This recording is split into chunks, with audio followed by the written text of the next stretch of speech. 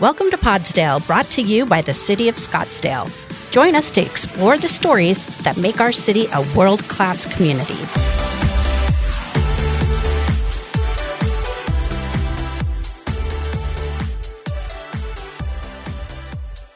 Welcome back to Podsdale, Scottsdale's official podcast where we bring you the people, places, and programs that make this city shine. I'm your host, Holly Peralta. And I'm Greer, your co-host. And today we're making a splash, literally. With pool season right around the corner, we're diving into a topic that could actually save lives, water safety. Whether you're swimming laps, chasing kids through the splash pad, or just dipping your toes in, safety is key. And we've got just the guy to walk you through it, John Bunnell, Community Services Supervisor and one of the driving forces behind Scottsdale's aquatics programs. He's giving us the inside scoop on lifeguard training, safety protocols, and how the city preps for a busy swim season. It's all happening at our city pools, and this episode has everything you need to know before you cannonball into summer. So grab your goggles and let's get into it. This is Podsdale.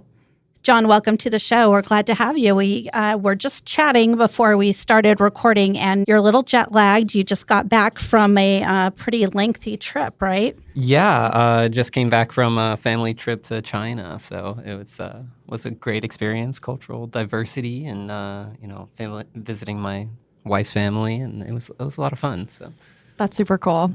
Tell us a little bit about yourself and your job here at the City of Scottsdale. How long have you been with the city? So I've been with the city for about 19 years. I started as a lifeguard here, like a lot of 15-year-olds do.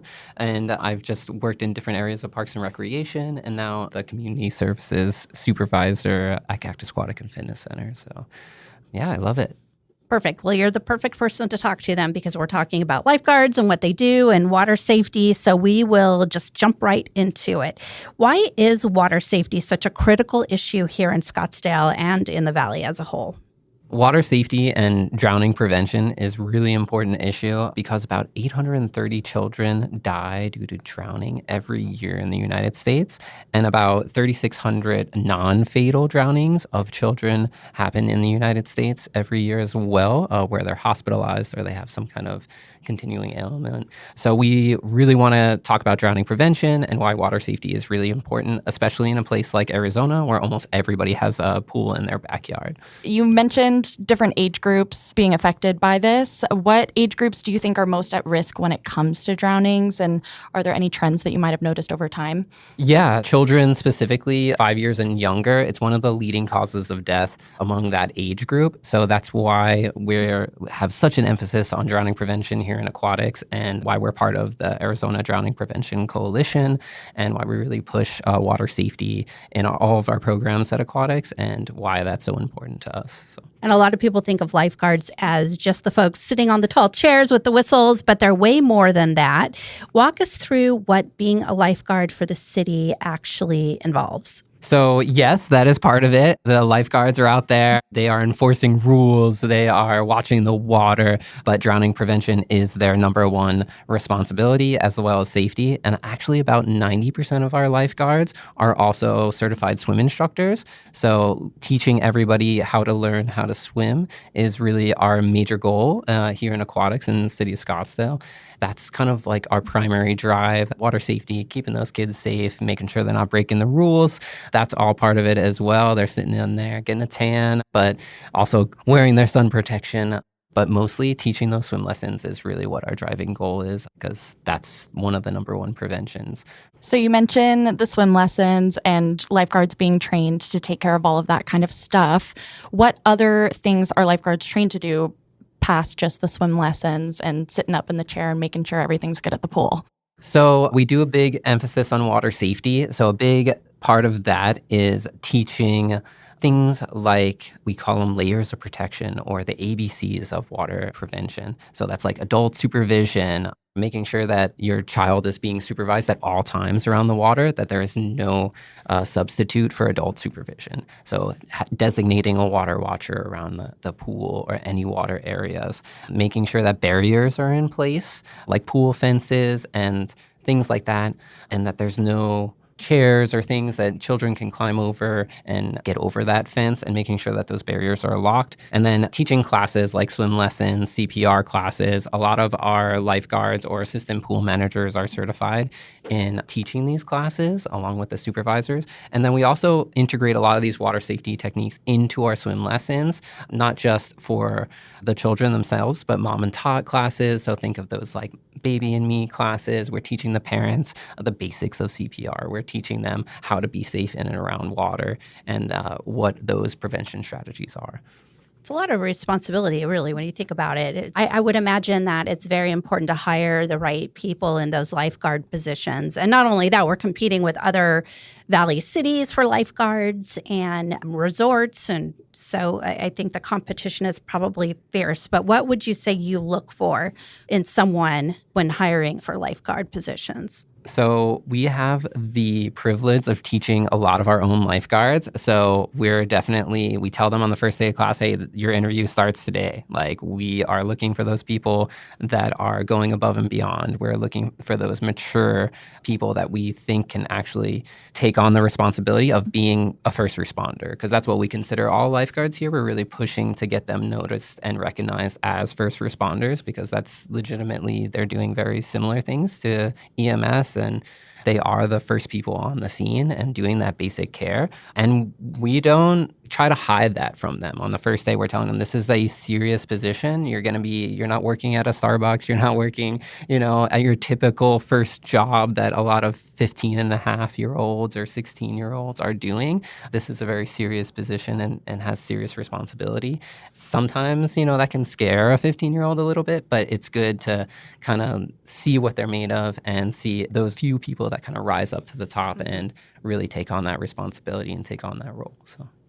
What about swimming background? Swimming background helps. We have a lot of swimmers at the pools. We have a lot of swim clubs, dive clubs. A lot of them say, hey, I'm already here for a swim and dive or synchronized swimming, so I might as well be a lifeguard. And they see the lifeguards in chair. Mm-hmm. They're all friends with the lifeguards too. A lot of them go to the same schools, things like that. It definitely helps to be a swimmer. Strong swimmers, part of our skill assessment is doing a swim. A lot of other areas don't require swims anymore, but we have pretty strict standards. We have high standards here at Scottsdale. And if you're a good swimmer, you're going to get more points on your skills assessment. So it definitely helps to be a strong swimmer, but it's not necessary. Some children come in having very little to no competitive swimming background. And as long as they can pass the requirement, you have to know how to swim to be a lifeguard. Sure. But as long as you can do the basics, you can be a lifeguard. So. You mentioned that you started off as a lifeguard here in the city. What interested you in applying for that job and starting off there? For me, it was a lot of my friends. I was on the recreation swim team, I was a swimmer in high school, and I really, really liked hanging out with my friends, being at the pool, being outside, doing something fun and not just like stuck in like a commercial building all day. So that was a big aspect to me. And also, I really love being around children and teaching kids how to swim. I think that was like an awesome part of my job. And I kind of still do that to some extent today, but I teach the teachers, So that's what really brings me to community services and, giving back to the community I think it's a really rewarding thing. And a lot of our lifeguards and swim instructors believe that's really rewarding as well. And look at where you are today. It's so interesting. I feel like I've met a few people here in the city who started with the city as a lifeguard and then they've advanced to other positions. So you never know. It could be something that started as a summer job and then just turned into a career, right? Oh, absolutely. I can name you quite a few people that work for the city of Scottsdale that started as lifeguards. So. For someone listening today, whether it's a parent, a teenager thinking about becoming a lifeguard or a casual swimmer, what's the one message you hope they take away from a conversation like this? So when it comes to swimming and water safety, I think a lot of communities put a big emphasis on fire safety. We do fire drills at schools. We know a lot of resources go into fire prevention. I think that we should really take that into water safety and drowning prevention as well. Not that we don't already, but kind of having them at the same level. I would love to see that. I would love to have, water safety drills at schools. I would love to bring kids to the pool and teach them more about water safety and drowning prevention like we do similar to fire safety. That's really cool. Where can people find out more about the city's aquatic programs and lifeguard training and just more information about what we do here? Yeah, absolutely. If you go to scottsdaleaz.gov and then just search the word aquatics, a lot of aquatic resources will come up, like our swim lessons, our lifeguard classes, junior lifeguard classes, Shark Start program, rec swim and dive, all those things come up. And then as far as water safety and drowning prevention, if you go to preventdrownings.org, there is a lot of resources on that website as well that can point you in the right direction. And in terms of the lessons, we have a wide variety, right? From babies or adults who have never swam before on up to working on technique, diving, right? There's a pretty big variety. Oh, yeah. We start with infants all the way through adult for our Learn to Swim classes. And then we get into a little bit more competitive base with our recreation swim and dive programs. And then even after those programs, we have a lot of partnerships with USA swimming and diving clubs and teams that we have really strong partnerships with, and they help us out a lot. And it's great programs. So. Something for everyone. Yeah, that sounds really cool. Okay, let's see. Before we go today, I wanted to do something fun with you. We've got a couple rapid fire bonus questions that we want to ask you about swimming safety and just Scottsdale in general. First things first, what is your favorite Scottsdale city pool? Ooh, that's a tough one. I know. I'd have to say McDowell Mountain Ranch is the most popular pool. We got the water slide. We got the lazy river. We have, the leisure education rooms. There's so many things that go on in McDowell Mountain Ranch, and that's definitely one of the family favorites. The lazy river is a classic. I've been down that a couple of times. Okay, early morning swim at Chaparral or a sunset swim at Cactus? Ooh, I would say I'm more of a morning guy, so I would say early morning swim at our brand new Chaparral pool. Okay. It's been recently remodeled, so we have 16 whole lanes there now, guys. Nice. Yeah. What's one thing only Scottsdale lifeguards would understand? Ooh, only Scottsdale lifeguards would understand. If there is one. I would say how to cater to all kinds of different diverse groups of people. Okay. Yeah. And what's the most Scottsdale thing you've seen someone bring to the pool?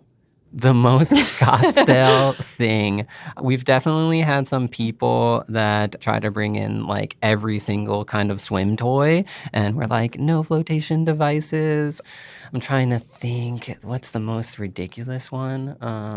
I don't know, like giant inflatable whales, like all kinds of really strange things that That's funny. people try to bring into the pool that we're like, no, guys, no, that's not allowed. So. I was wanting to hear about a Gucci floaty or something. Yeah, right? Something bougie. We've had some like rattlesnakes in the lazy river. Oh. I don't know if that's a Scottsdale thing. It's an Arizona thing. That's an Arizona thing. Yeah. What's one pool rule you wish you could broadcast citywide? Ooh, one pool rule. Stay within arm's reach of your 6-year-old or under child. There are so many parents, especially at the McDowell Mountain Ranch pool that I love so much, that just kind of like let their children roam free, and then they don't know how to swim. So yeah, if your child doesn't know how to swim, you got to stay within arm's reach. Make sure you know that. We have lifeguards. You need to be watching them. Yes. Mm-hmm. So if the city of Scottsdale made a water safety mascot, what would it be named? Well, we have Scotty the Shark. Oh, I didn't know that. Yeah, so Scotty the Shark has kind of been here and there, but yeah. We need to bring him back. Scotty the Shark, we're working on it. Okay. We had an old mascot kind of uniform, and we're trying to get a new one. Love. It's time. It's time to bring Scotty the Shark back. That's pretty cool. Okay, last question. Which pool do you think gets the craziest on opening weekend, and how do you handle it? Oh my gosh, I would say probably El Dorado pool gets the craziest. We have like a dive-in movie coming up. It's free. When is it? It's going to be If you have that information. Memorial Day weekend, I believe, May 24th. That sounds right. And that's going to be 7 to 9 at night. So sunset. How cool. Go to the pool, watch our free movie, Moana 2. Nice. I don't know I if just they've watched that last night. Yeah. For the first time. It was awesome. That's good. Yes, Yeah. it was really good. I haven't seen it yet, but I heard good reviews. A great pool movie. Yeah, great pool time movie. So it's gonna be wild. It's gonna be fun. But yeah, that's the place to be. Cool. Sounds cool. Well, John, thank you so much for joining us on the show today. And hopefully our listeners will get a little peek into what's happening at the pools before we open for the summer. But we appreciate that you came into the studio and hope you rest up the rest of the week and recover from that trip that you just made. But we're glad to have you back and have you in the studio. Yeah, thanks for coming. Yeah, of course. Thanks for having me. That's all for this episode of Podsdale. If you enjoyed listening, be sure to subscribe. You can find us on YouTube or in your favorite podcast app. Share episode ideas and provide your feedback by emailing communications@scottsdaleaz.gov. Thanks for listening.